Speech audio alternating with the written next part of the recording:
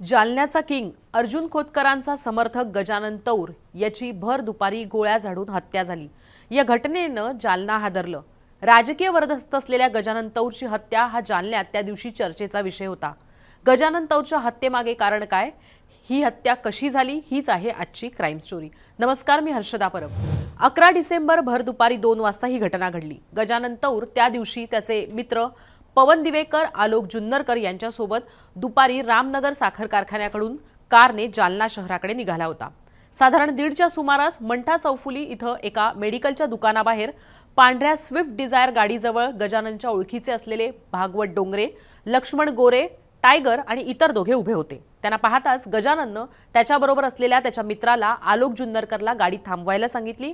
गाडी थांबवल्यानंतर गजानन उतरून ते 5 जण जिथे उभे होते त्या दिशेने निघाला। तेव्हा त्यांच्यापैकी भागवत डोंगरे, लक्ष्मण गोरे आणि टायगर यांनी गजाननवर गोळ्या झाडायला सुरुवात केली। गजाननवर गोळ्या झाडल्याचं पाहून त्याचे मित्र त्याच्या मदतीला त्याच्याजवळ जाण्याचा प्रयत्न करत होते। ते धावायला लागले तेव्हा त्यांच्यावरही आरोपींनी गोळ्या झाडल्या।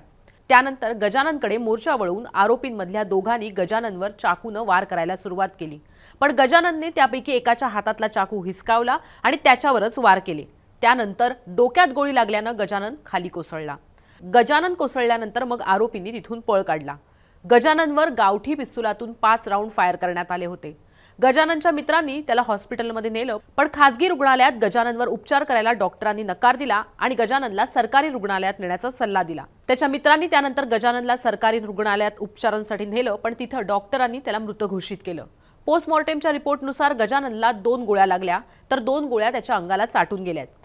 जुन्या वादातून गजाननची हत्या करण्यात आल्याचं समजतंय। पोलिसांच्या मते गजाननला मारण्यासाठी खूप आधीपासूनच प्लॅनिंग करण्यात आलं होतं। यापैकी गजाननवर हल्ला करणारा आरोपी लक्ष्मण गोरे याच्या व्हॉट्सअप बायोमध्ये जालना किंग को टपकाना एक ही सपना अशी लाईन 26 ऑक्टोबरला टाकण्यात आली होती। गजाननच्या हत्येची प्लॅनिंग त्या दिवसापासून किंवा त्याच्या आधीपासून झाली असावी असा पोलिसांचा संशय आहे।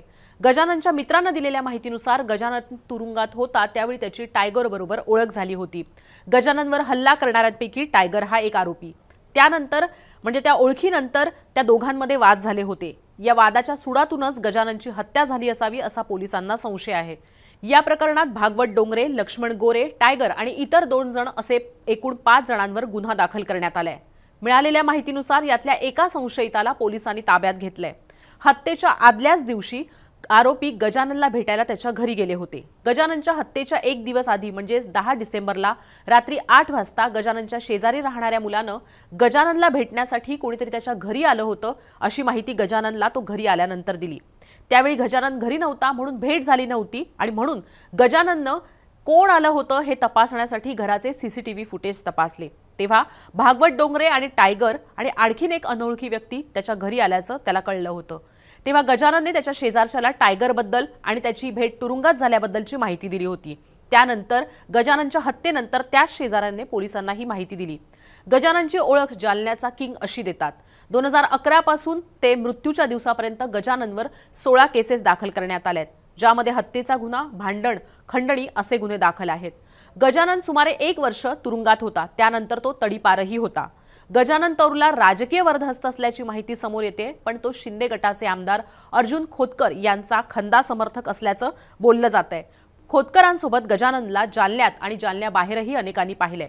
गजाननला रुग्णालयात नेण्यात आलं होतं, त्यावेळेस अर्जुन खोतकर जातीनं तिथं उपस्थित होते। गजाननला रुग्णालयात दाखल केलं होतं, तेव्हा त्या रुग्णालयात बरीच गर्दी जमल्यानं पोलिसांना त्या दिवशी तिथं मोठा फौजफाटा तैनात करावा लागला होता। गजानन तौर याच्या हत्येनंतर जालनामध्ये घडलेल्या घटनांबद्दलची माहिती पुन्हा चर्चेत आली आहे, ज्यानुसार मागच्या 11 महिन्यात जालना जिल्ह्यात 48 खून झालेत। वेगवेगळ्या गुन्ह्यात वापरण्यात आलेली गावठी पिस्तुलं जप्त करण्यात आली आहेत। पोलिसांसमोर आता चॅलेंज आहे ते म्हणजे गजानन तौरची हत्या का झाली आणि त्याचबरोबर राजकीय वादातनं ही हत्या झाली का हे शोधून काढण्याचा। आपल्या अवतीभोवती घडणाऱ्या अशाच क्राईमच्या घटना मी क्राईम स्टोरी या सेगमेंटमधून तुमच्यापर्यंत घेऊन येणार आहे। तुम्हाला कोणत्या क्राईम स्टोरीबद्दल जाणून घ्यायचे हे या व्हिडिओ खाली असलेल्या कमेंट बॉक्समध्ये कमेंट लिहून नक्की कळवा। हा व्हिडिओ पाहिल्याबद्दल धन्यवाद।